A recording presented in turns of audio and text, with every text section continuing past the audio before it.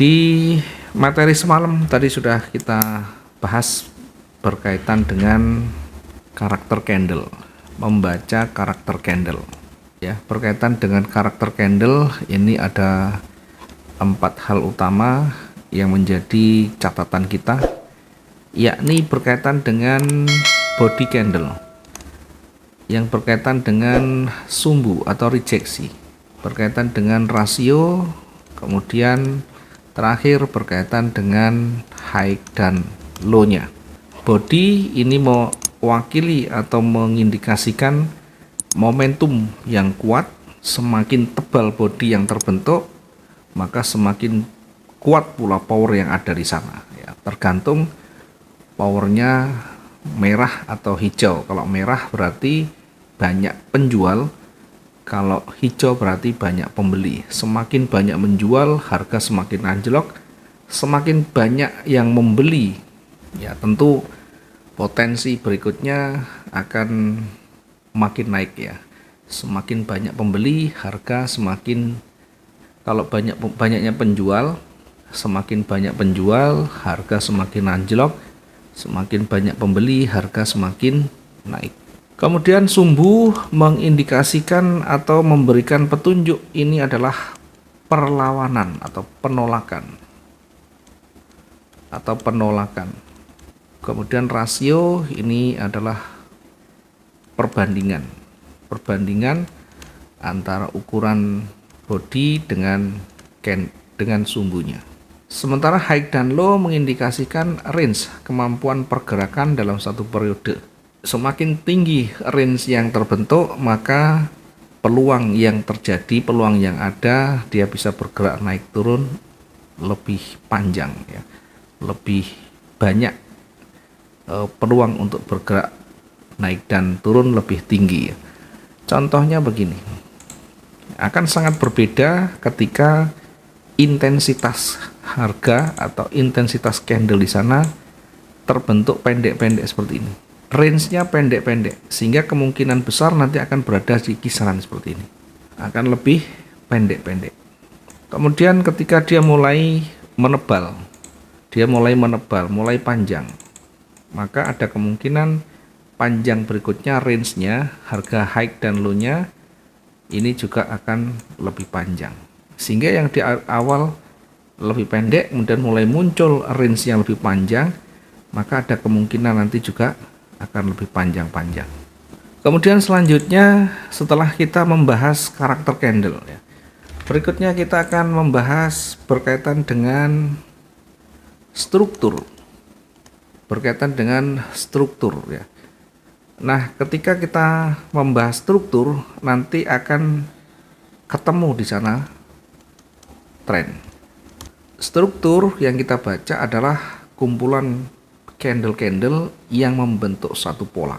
Nah, di dalam struktur nanti kita akan menemukan kemana arah yang lebih dominan. Maka di dalam struktur nanti akan ada namanya baris candle. Dalam baris candle ada dua, ada baris candle naik, ada baris candle turun.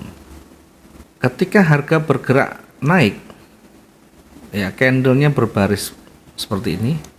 Dari sisi visual, dari sisi secara kasat mata, ini adalah baris naik. Bagaimana bisa mengetahui ini baris naik? Perhatikan high dan low-nya. Ini high, ini low-nya.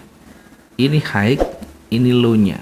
Dimana ketika harga tingginya makin ke atas, harga rendah makin ke atas, maka ada kecenderungan dia bergerak naik. Jadi high-nya ini high 1, ini high 2. Ini low 1, ini low 2. Demikian juga ketika dia bergerak turun. Nah, ini high-nya, ini low-nya. Ini high-nya, ini low-nya. Harga tertinggi yang menuju ke bawah, harga rendah yang menuju ke bawah, maka ini ada kecenderungan turun atau berada pada baris turun. Yang ini baris naik, yang ini baris turun. Sehingga meskipun ketika ini naik kemudian ada koreksi turun ini sedikit, kemudian naik lagi turun lagi, ada koreksi turun ya, tetapi turunnya ini masih berada di dalam baris naik. Termasuk yang di sini. Ketika dia turun, ada koreksi naik begini. Tetapi high-nya masih menuju ke bawah. Dia turun lagi, low-nya masih menuju ke bawah. Ini ada koreksi, tapi low-nya berada menuju ke bawah. Sehingga ini disebut dengan baris turun. Maka untuk mengetahui setidaknya ciri-cirinya itu minimal 2 puncak, 2 lembah.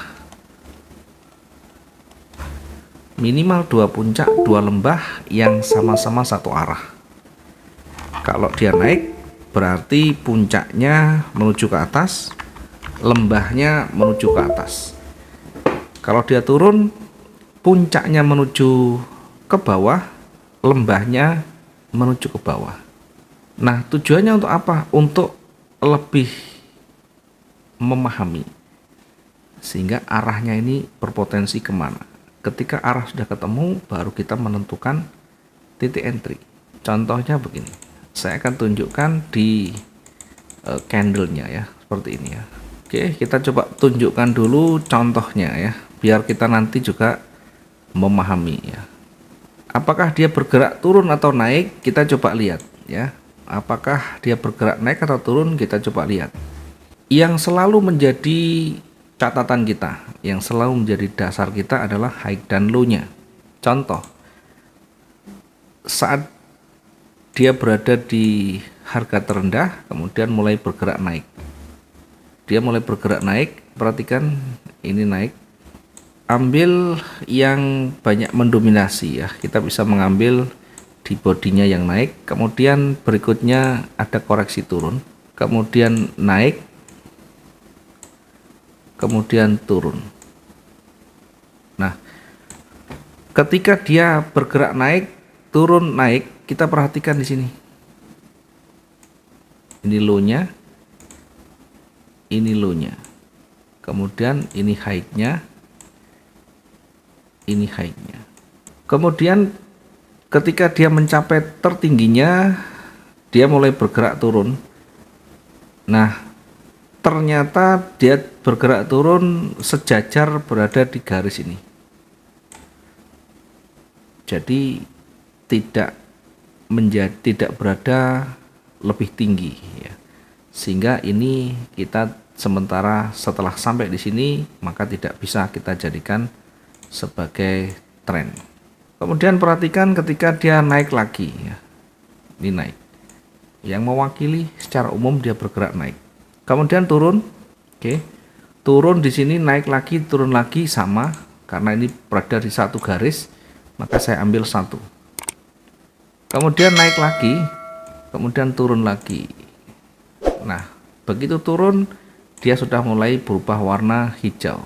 Perhatikan di sana ada 2 puncak. 2 puncak. Ini lembahnya, ini lembahnya. Ada 2 puncak yang menuju ke atas. Ini menuju ke atas, miring ke atas. Ada 2 lembah yang menuju ke atas. Sehingga kecenderungannya lebih mengarah ke atas.